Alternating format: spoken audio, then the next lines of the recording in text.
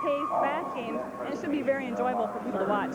Okay, let's take a look quickly at the bracket board and the 4 quarterfinal games here we have on tap, and run down quickly, Janet. Russell Tyler Ruthven is our first team that was going to meet up with the only undefeated team in Class A, Bertha Hewitt, coming in at 23-0. Russell Tyler Ruthven has the biggest front line.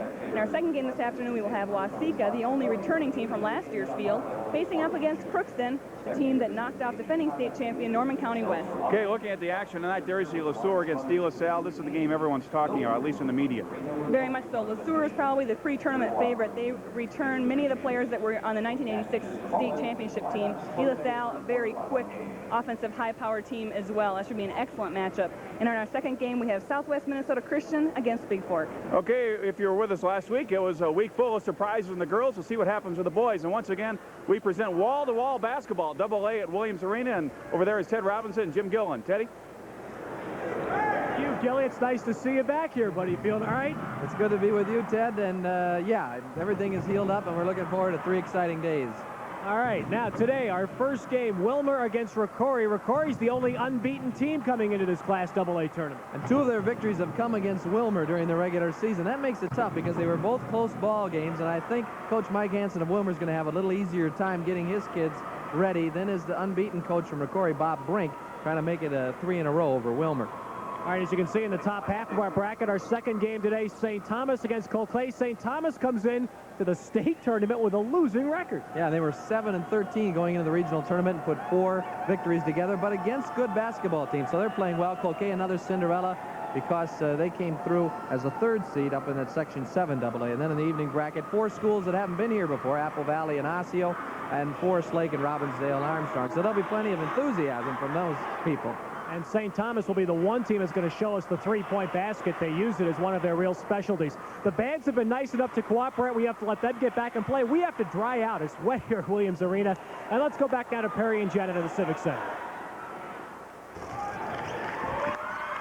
Okay, thank you, Ted. And we'll be back with our first Class A quarterfinal game, Russell Tyler Ruthven against Bertha Hewitt, after this. This is the 1988 Boys Basketball Tournament.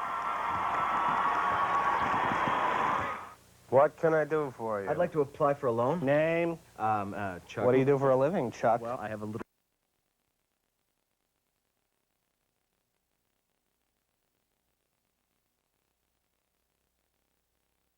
Coming here with a record of 22-1. The Bertha Hewitt Bears, unbeaten at 23-0. And Janet, you touched on it briefly, the big size, RTR up front. It's going to be size against quickness, Perry. It's going to be interesting to see if Bertha Hewitt can rebound with Russell Tyler Ruthven, and it'll be interesting to see if Russell Tyler Ruthven can keep up with Bertha Hewitt's fast-paced style. Okay, let's go over and meet the teams and the clubs involved. Felicia Williams, Robin Beck, and Kathy Bloom. And the Bertha Hewitt cheerleaders, Stacy Arvidsson, Tracy Henniger, Tammy Pexa, Pam Barron, Julie Wegleitner, Sharon Talley, and Corey Brusky.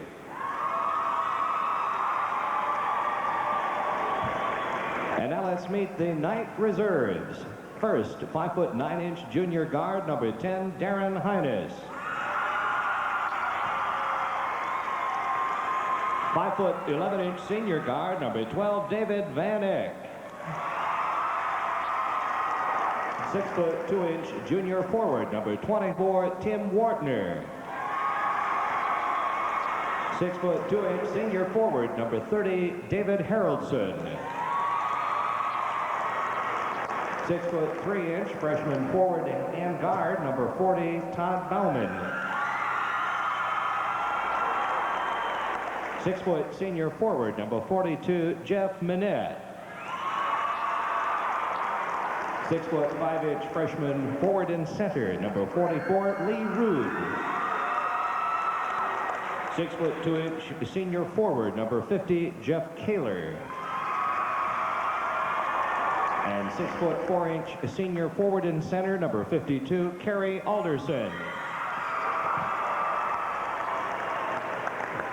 And now let's meet the Bears reserves. First, 5'8" junior guard, number 11, Roland Gilbert.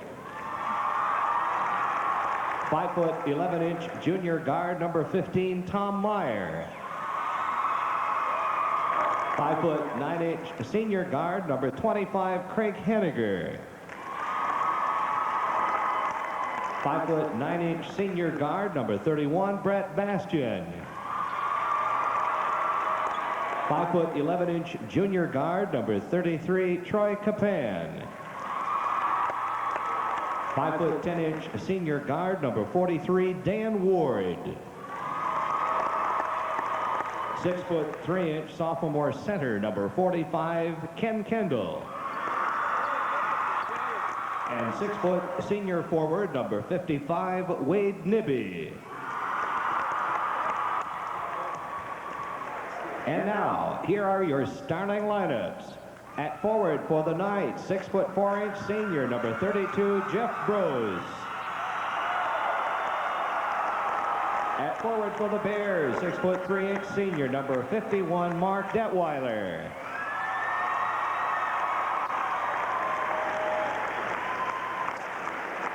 At forward for RTR, 6'6" senior, number 34, John Mulkern.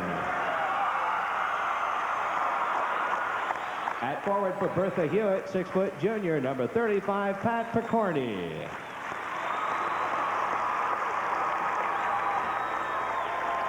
At center for the Knights, 6'11" junior, number 54, Wendell Beisman.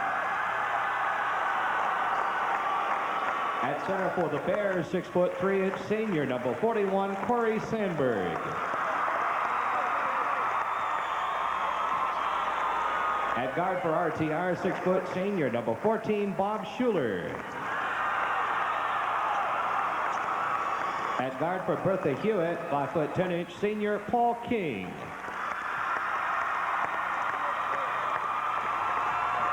And King wearing number 21.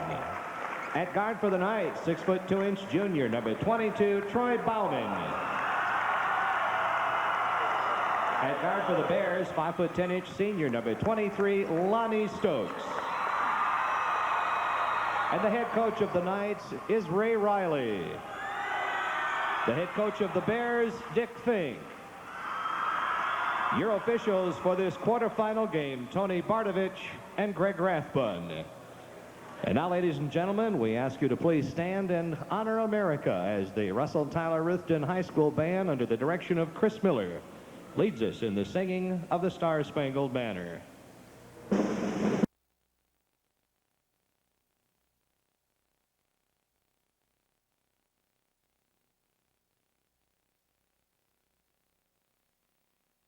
For Russell Tyler Ruthven against Detweiler, opposing center for the Bears.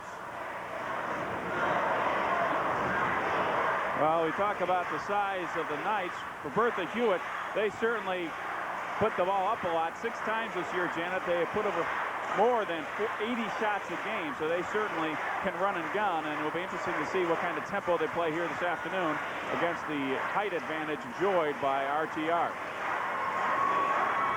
RTR has 3 players that are taller than the tallest player for Bertha Hewitt. Of course, John Mulkern at 6'6" and Jeff Brose at 6'4", in addition to Wendell Beisman.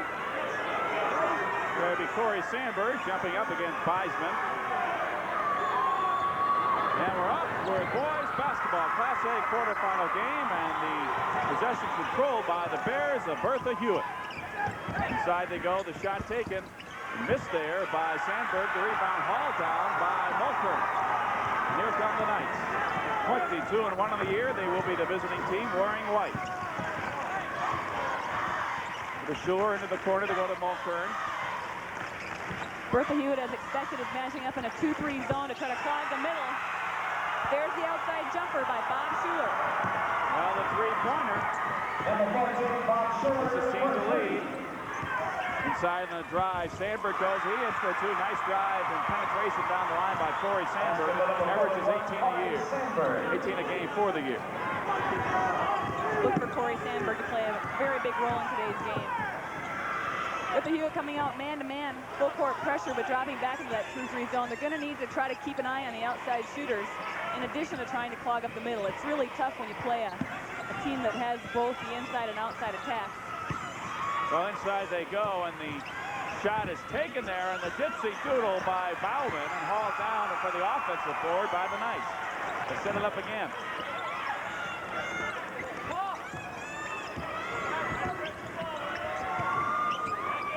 This is Troy Bauman. They go into the corner to Bros, Jeff Bros. 17 a game this year, over 1,000 points in his career for the Knights. We've already seen one three-point shot taken and made here, and we noticed just last week with the girls it does make a difference. Off the backboard it goes, a shot by Bros, out of bounds. Possession will belong to the Bears. The three-point game has made a difference this year. It really has. Most people are really enjoying the change, and it's added a whole new dimension to the game. Well, the Bears break the press quite nicely. That's King that dishes over to Stokes, and stolen alertly by Schuler. Bob Schuler, a 6-foot guard. Inside they go to Bros. They've not been able to get it inside yet to the big man, Beisman. Finally inside they go. He takes the hook shot, not there. The offensive board put in twice by Mulker. 2 offensive rebounds by Johnny Mulker, and it's now 5-2. The Knights of Russell Tyler Roofton, and their pressure on the press pays off there. They will get the ball out of bounds on the turnover. Well, the opening minutes of a state tournament, Perry, are difficult for almost every team. Certainly, you come out facing a lot of pressure, obviously nervous. These two teams, first-time appearances. But I think the big thing for... Looks like they're going to call a foul inside on Mark Detweiler. Nice pass thrown inside by Troy Bauman, and there you see it went to Bros. He was hammered as he went up, so he will go to line to check that. They call it before the shot, so they will take it out of bounds. Look inside on the alley-oop. Nicely done as Mulkern gets the tip in from Bros. Good execution on both parts of the play. On the drive, that was Sandberg. The rebound up and in, put up by Lonnie Stokes. That cuts the lead to 7-4. Basket up at 23, Lonnie Stokes.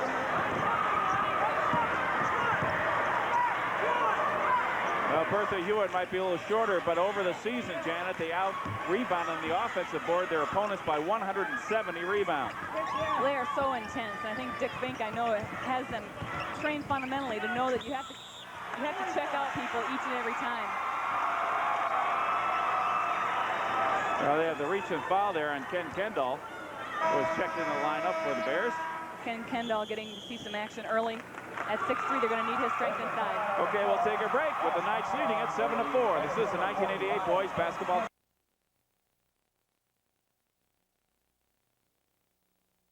A 3-year starter. Basket number 32, Jeff Rose. Makes it 9-4 in favor of RTR. Back come the Bears now.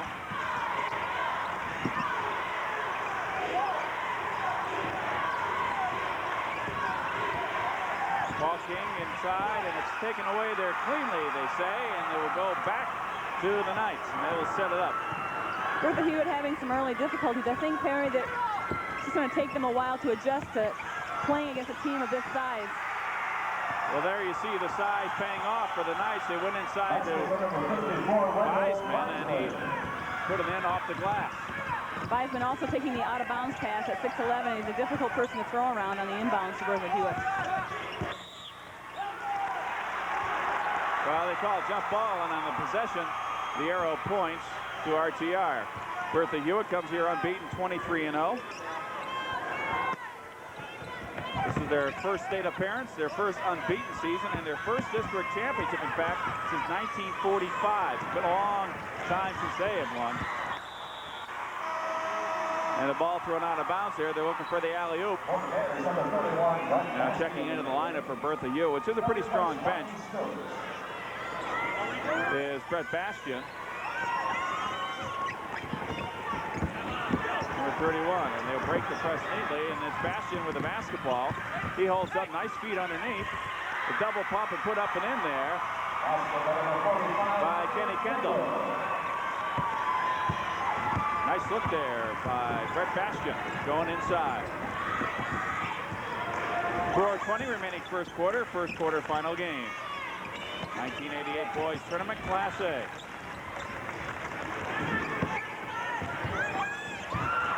Knocked out of bounds. The ball will belong to the Bears of Bertha Hewitt. Well, 2 turnovers by Russell Tyler Ruthven trying to force the ball inside, Perry. While they want to take advantage of their height advantage inside, they're really going to have to be selective as far as their passes go. They can't try to force things, and I think they should look for the outside shot if it's given to them by Bertha Hewitt. Well, Carrie Anderson, number 52, is checking into the lineup, and the near steal finally regained by the Bears, and on the break they come, stopping, popping, and miss the shot taken by Picorni. They will slow it up, will the Knights. So there you saw some of the up-tempo game by the Bears of Bertha Hewitt.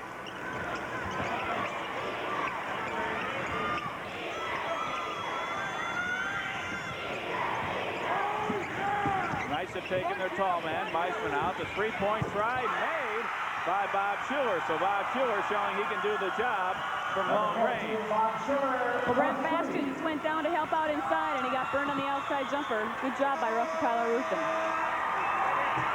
Bob Schuler 2 for 2 from three-point range. Team enjoying a 14-6 lead, and checking into the lineup for the Bears will be Wade Nibby.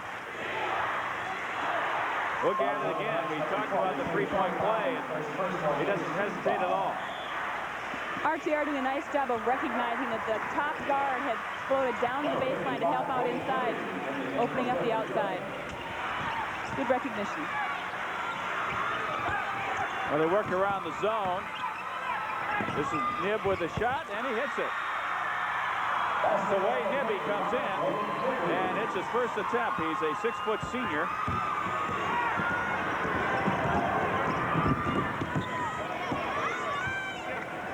Looks like he probably played a little football, too. A lot of these players do. There's multi-sport athletes. Bertha Hewitt has had an excellent Class C football team. They've lost the eventual state champion the last 3 years. I know many of these players have at least that state tournament experience going for them. We'll see if that poise and pressure, under pressure pays off. There you see the drive to the hoop by Troy Bauman. Ken Kendall coming over on the attempted block, getting him on the arm, and the act of shooting 2 shots for Bauman. At the line for Troy is a Troy Bauman shooting 2. son of the assistant coach. In fact, 2 Bauman sons are on this squad. J.B. Bauman is the assistant, their dad.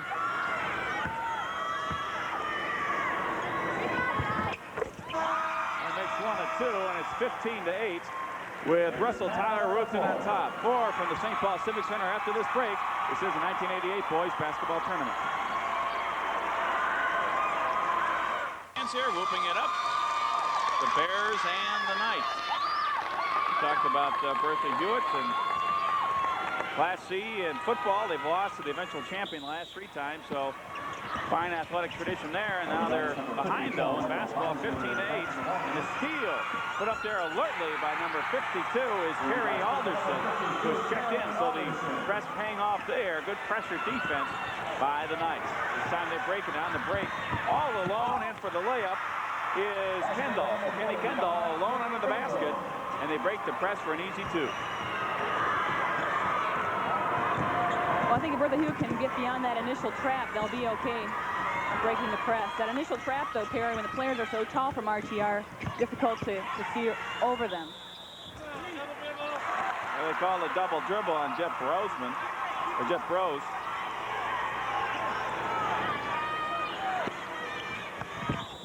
And she kicked out of bounds is Meisman. Kick the ball out when you are 6'11". You got a lot of body getting in the way of the basketball. And a lot of arms, too, Kerry. Yep. 5 Bassman is the second tallest player in the state tournament, second to Apple Valley's Bob Martin. Of course, Bob will be in action tonight in Class AA at Williams Arena. Of course, the AA action will be starting there shortly. We'll be going back and forth all day, bringing you as much action from each of the games. Wall-to-wall basketball on KMSP. Well, that time they break it pretty successfully through the Bears, the Bertha Hewitt. Twice this year, they went over the century mark by the scores of 103-47 over Pillager. And they beat Henning 103-60, so they can put the points up. The three-point shot is short. The rebound grabbed and knocked back outside to Paul King. Over to Sandberg, back to King.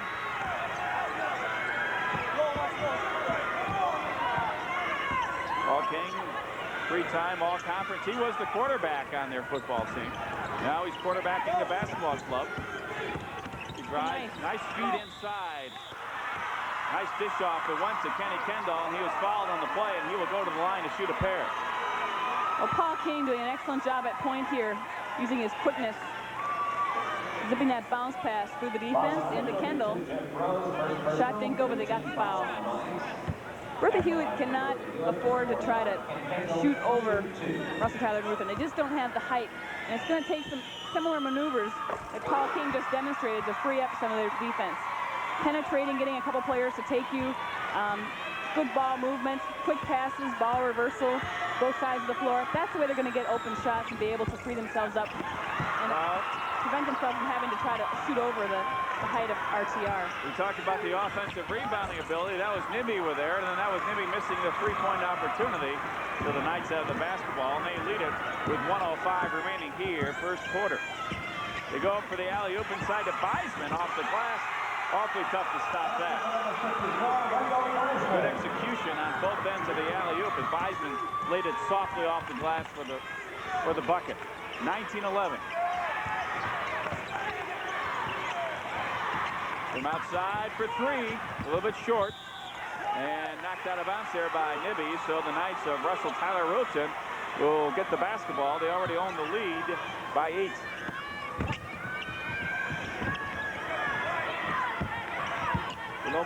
Soft pressure now in the backcourt applied by the Bears. There's Sandberg coming over on a run and jump to try to get a trap. This is Rose down the lane. So Jeff Rose breaks it with a soft jumper inside. Got the roll, and it's 21-11. Now in a 10-point lead for the Knights. Inside they go. It will be a foul called on Beisman.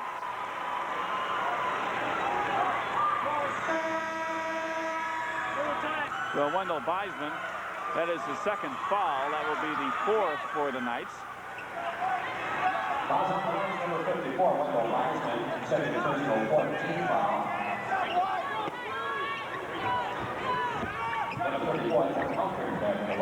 Three-point opportunity. Taken and missed by Sandberg. The rebound hauled down by the Knights, and they will push it up court quickly with 5 seconds remaining, first quarter. The shot taken and made by Troy Bauman. A three-pointer by Troy Bauman at the buzzer. Unbelievable. The coach's son takes the ball, number 22, and he just put it up and in. Let's take a look at it. This is an incredible shot. 2 defenders off balance, falls on the floor as the ball goes through the hoop. All net. Troy What a big Bauman. basket.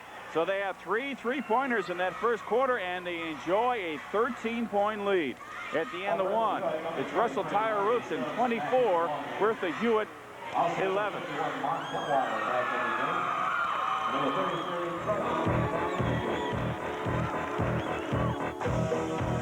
The KMSP KMSP Television has purchased the broadcast rights to the 1988 Minnesota State High School basketball tournament. No broadcast, rebroadcast, or other use of the pictures, descriptions, and account of this copyrighted telecast is permitted without the written authority of KMSP Television and the Minnesota State High School League. Second quarter action, first Class A quarterfinal game of the afternoon. The steal there by RTR, and here they come back, and Janet, they are certainly controlling the tempo of the game so far. The tempo has been more of a half-court style, and that does favor RTR.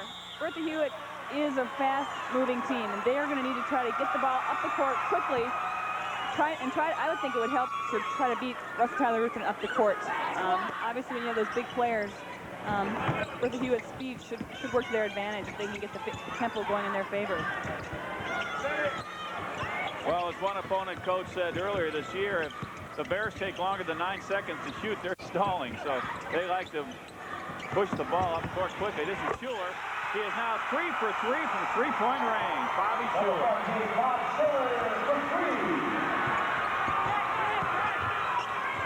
This is King. The rebound inside. We talked about the offensive board effort. That was taken by Sandberg, and they will call a jump ball, and the arrow points to the Bears. Bob Schuler doing it again. He knows exactly where that line is, and for the third time out of 3 opportunities, he's cashed in. And here's where the three-point opportunities have enabled them to really extend that lead. Inside they go. The Sandberg down the lane, puts up the left-hander. Not there. Nice offensive board. Still not there. The Bears having the problems getting that ball to drop on the offensive board. That was Stokes with a nice effort inside offensively off the glass. Just couldn't get the shot to drop. But of course, the three-pointer means also that Bertha Hewitt can quickly come back. Out of bounds, the pass by Bauman, and Rose wasn't anticipating that, so the Bears will take over.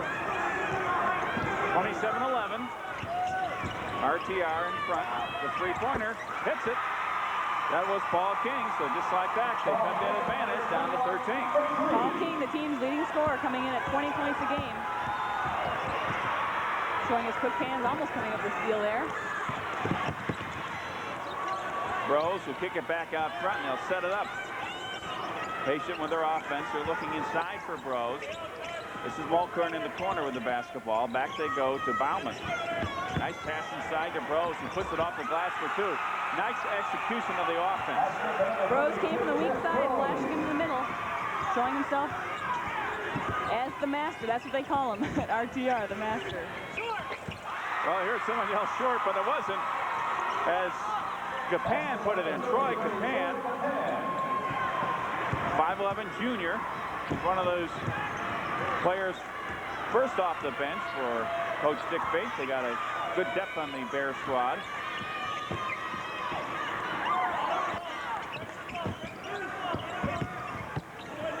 Rose has it stolen by Bertha Hewitt. Back they come again. This is King.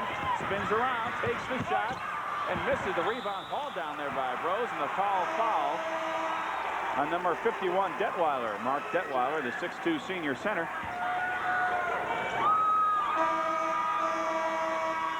So with 5:10 remaining before halftime, it's 29-16. Back with more at the Civic Center after this, the 1988 boys basketball tournament. Barry Williams and Janet Carvin at St. Paul Civic Center. Wall-to-wall basketball continuing over at Williams Arena with AA. Let's check in there now. All right, thank you, Perry Williams, Ted Robinson, Jim Gilliland at Williams Arena. And now to the public address announcer, Bob Reed, for the starting lineups of Wilmer and Ricori. Let's first meet the cheerleaders for both of these teams, starting with the visiting cheerleaders.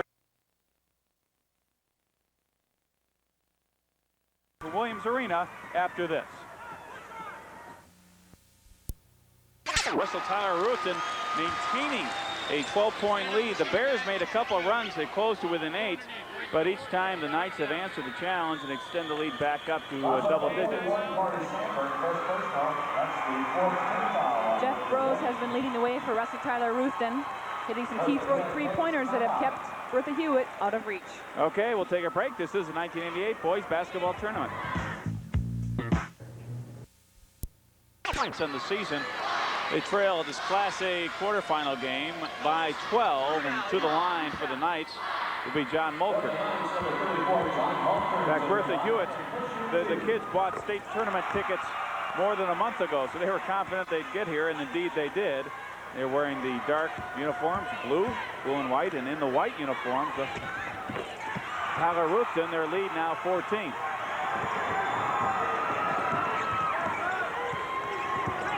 Here in the first half, Bertha Hewitt had more shot attempts than Russell Tyler Ruthven probably 10 more field goal attempts. Their shots have been altered. They've had a difficult time getting the kind of shots they want, and the ones they are getting are altered by the height of Russell Tyler Ruthven. Well, they go outside the three-point line. Paul King has hit a couple of three-pointers. He's leading the way for the Bears right now with 13. Inside they go to Sandberg. He's short with that shot, and the rebound grabbed by Beisman. And back on the Knights, and this is the type of tempo they have played the half-court game, and it's certainly taken the Bears out of their up-tempo game.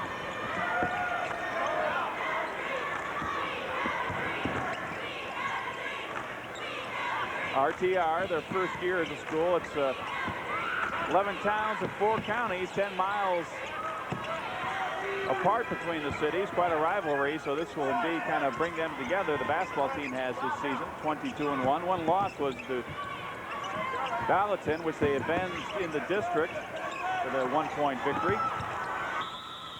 Rose inside with a shot, does not get the roll. He'll go to the line, though, to shoot a pair. Well, we've heard so much about RTR's height, but they really have a couple of excellent guards, and Troy Bauman and Bob Schuler. But carrying them for most of the season has been Jeff Rose. See him on the inside there, going up nice and strong and drawing the foul. Jeff Rose's father, Gary, is the athletic director at RTR. Well, Jeff now with 14 points in the ball game. Make that 15 to lead the way for the Knights. Champions of Region 3A against the champions of Region 6A. Inside they go. Sandberg, the turnaround jumper is not there. Out of bounds, thrown off alertly off the body of Mulkern, so the Bears will maintain possession. There's the Ray Riley, the head coach of the RTR Knights. Well, we've seen glimmers of the Bertha Hewitt team. Up, Paul King coming in from out of bounds, not getting his feet established on the playing court, so they will lose possession of the ball. Costly turnovers as we are at the 5-minute mark.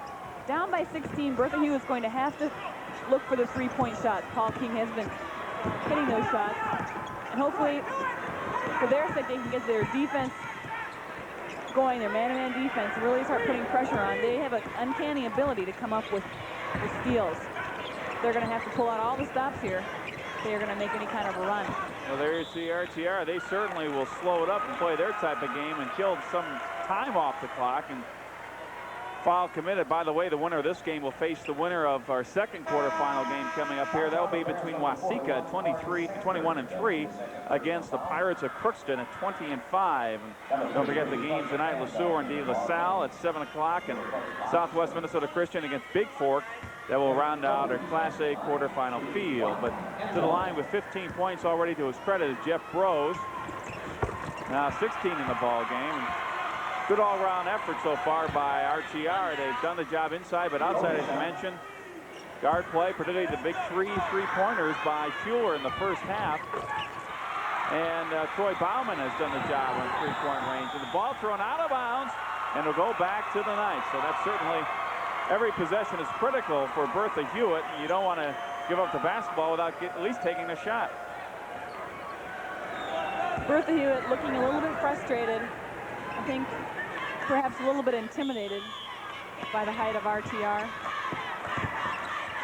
Bertha Hewitt in the dark uniforms, 23-0 they've come in this state tournament. Nice drive down the lane. The rebound's out there, knocked out of bounds, and will go over to the Bears. So Bauman took the shot, and Beisman had an opportunity for the offensive board. Lost control, and back comes the Bears. So Bertha Hewitt and Paul King, he'll have to start looking for this shot outside.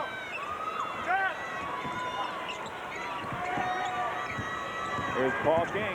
He goes for two, hits it, and cuts it to 54-38. It's a 16-point advantage with 4:04 remaining here in regulation time. Traveling called, so that's a good turnover as far as the Bear fans are concerned. They will get possession of the basketball. Take another look at Paul King, and he opted for the two-point range. He's been hitting those from three. Took an effort there from three. Nice rebound effort taken there by Detweiler. He misses the shot, and they'll call the foul on Beisman. Now for Wendell Beisman, the 6'11 junior That is his third foul, and once again they've rescinded the no foul-out rule this year, and I think a lot of fans are happy to see that. So there'll be a timeout on the floor taken with the score 54-38. Russell Tyler Ruthven on top. This is the 1988 Boys Basketball Tournament. The score at Williams Arena, Class AA, Wilmer leading Rapori 36-33 there at halftime. That's one of the better mascots we've seen throughout last week and this week. The Bear of Bertha Hewitt. But the Bears are going to have to come out of hibernation here with only 3:56 remaining, and at the line is Detweiler, hits the first. You have another.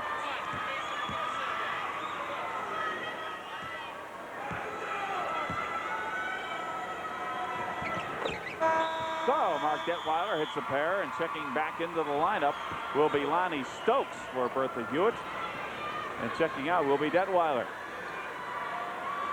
The lead is 14.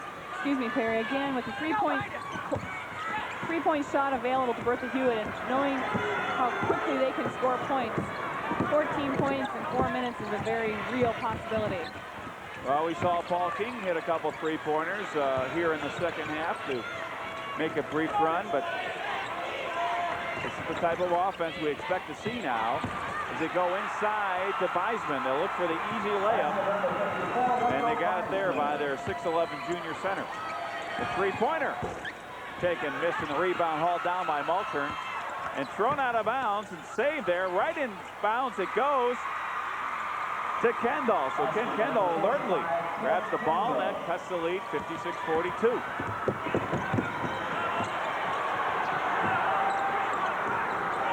Troy Bauman will direct the attack, number 22. They'll play it around the perimeter and look inside for the easy layup. Here they go inside to Bauman. He puts it up, does not get the roll. However, he was fouled and will go to the line to shoot a pair. Well, Bauman wanted the basket and the foul. Opportunity for a three-point play. It's for Troy. He will go to the line. The opportunity to extend the lead. We have 2:57 remaining regulation time. This is the 1988 Boys Basketball Tournament. Looking to the ceiling and providing some of the action and drama here. Fortunately, he doesn't always hold the camera in that position. Although he would if they were playing on the ceiling, and playing sky high right now is Russell Tyler Ruthven. Enjoy a 15-point lead, but as you mentioned, Janet, who knows? So that three-point play and a couple of missed free throws or turnovers or steals. We'll be right back in it. So that's 12 points now for Troy Bauman in the game. Bertha Hewitt, of course, beats Staples in the District 24 championship to get here and defeated Breckenridge in the regional championship. A couple real heavyweights Definitely. Annually in Minnesota basketball. Foul called on the play, so we'll march down back to the other free throw line.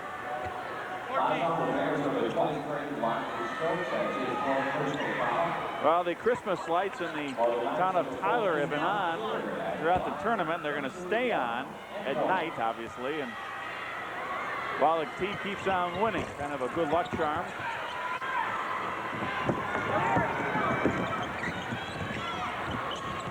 Here's Paul King. This is off the left-handed shot taken there, not made by Japan, and there will be a foul called, and that will be the fourth on Wendell Beisman. Well, there's the bomb. Rebounds coming out further on the three-point shot attempts. Lonnie Stokes went after the ball aggressively. Wendell Beisman on the foul. Look for Paul King to work off of screens set by teammates. Obviously, Bertha Hewitt has to try to get some three-point shot attempts. Corey Sandberg getting one back in his face, and that's kind of been the story today, Perry. Bertha Hewitt, I think it's been frustrating for them in that they've had so many shots rejected, and certainly that hurts your confidence, and you go into the lane just looking for, you know, where is Wendell Beisman, where are these tall players, and it can be very intimidating. Well, nice save by Sandberg, and it was Kendall with the basket. And they get the quick foul on Capan. I'd imagine, too, with the good save here. Watch Sandberg, Janet, will alertly dish it back into Kendall, puts it off the glass. But I'd imagine the Knights know defensively that the Bears will have to take those three-point shots, and perhaps they'll bring the defense out, and with a 6'11" center inside, he can stay and control the lane. So they may pick up the pressure a little bit on the perimeter. Bob Schuler hit those big three-pointers in the first half. That's his first point of the second half. He now has 10 in the ball game. The lead is 15 with 2:21 remaining. It was short in the second effort there, but the rebound put up and in by Mulkern. John Mulkern with the offensive board. Mulkern showing nice touch around the basket. Faking the shot taken, but not made there by Sandberg. The rebound, back it goes to Sandberg. Down the lane to King. King will post up and shoot it. He misses, gets the long shot. Finally buys in with a rebound. And it's off to Russell Tyler Ruthven. They're in command here with 1:51 remaining, 61-44. And they call travel on Bauman. So with 1:48 remaining in regulation time, we'll take a break for the St. Paul Civic Center. Russell Tyler Ruthven leads it by 17. Pretty hefty advantage to overcome by the Bears, but they'll give it a shot. See what Dick Fink has drummed up for his troops here with 1:48 remaining. Dick Fink, originally from Burndale, just up the road from Bertha Hewitt and up the road from New York Mills. I wonder who came from New York Mills. Paul King did not, but he hit the three-pointer. Well, Paul King has had an outstanding athletic career at Bertha Hewitt. He has thrown in football for over 4,000 yards. He holds virtually every record for passing in Bertha Hewitt history. Well, he now has 16 points in the ball game. And the foul there will be on Detweiler, number 51. For Mark, that is his fourth, and they'll send Weisman to the line. Receptively, he'll shoot one-on-one. Weisman really has nice touch, Perry. Good shooting form, and when he gets the ball close to the basket, he's very deadly. Well, Coach Riley says he's really come on in the playoffs. He averaged about 9 points a game throughout the regular season. About 2 blocked shots. Rebound once again as Mulkern is not blocking him off on the offensive board off the free throw. That's twice now we've seen John Mulkern grab the rebound and put it up and in off the missed free throw attempt, and there he got the defensive board. So it's 1:10 remaining now, and we're going to see some of the substitutions for the Bears. We'll try to get them in for you. Tom Meyer, number 15, checking in. Brett Bastian coming in, number 31. Number 25, Craig Honegger will be in. Dan Ward, number 43. And number 11, Roland Gilbert. There you see a deserves a handshake. And Coach Riley, just to his crew, will get some of his substitutions in as well. Jeff Taylor is in, number 50. Look at the bench of the Knights. They will move on to the semifinal round.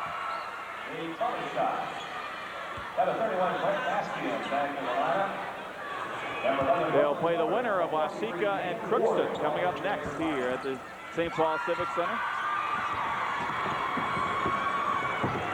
Brett Bastian with the ball. We're inside a minute now of our first Class A quarterfinal game of the 1988 Boys Tournament. Wall-to-wall basketball here on KMSP. Double-A action coming your way in a few minutes between Wilmer and Brookport. And the rebound finally hauled down there by Schuler. Riley is keeping most of his regulars here. Now he's going to start putting in some of the substitute players. They're playing catch with it at the perimeter. Finally, the foul is called, and Brett Bastian, and coming into the lineup for the Knights will be Jeff Minette, number 42. David Harrelson, number 30, will be in. So everybody getting a chance of state tournament action here. Jersey number 40, Todd Bauman. He'll be coming into the lineup for the Knights. Replacing Jeff Rose, who had an excellent game. He had 17 points to lead the way for the Knights. Well, Todd's brother Troy is at the line right now. Troy is just a junior, and at 6'2", also has a height advantage over most of his opponents, and I think that also was a factor for Paul King, only at 5'10", had a real difficult time facing up against Bauman, who played excellent defense, did a nice job handling the ball. RTR looks tough, Harry. Well, we got another substitution, David Van Eck coming in.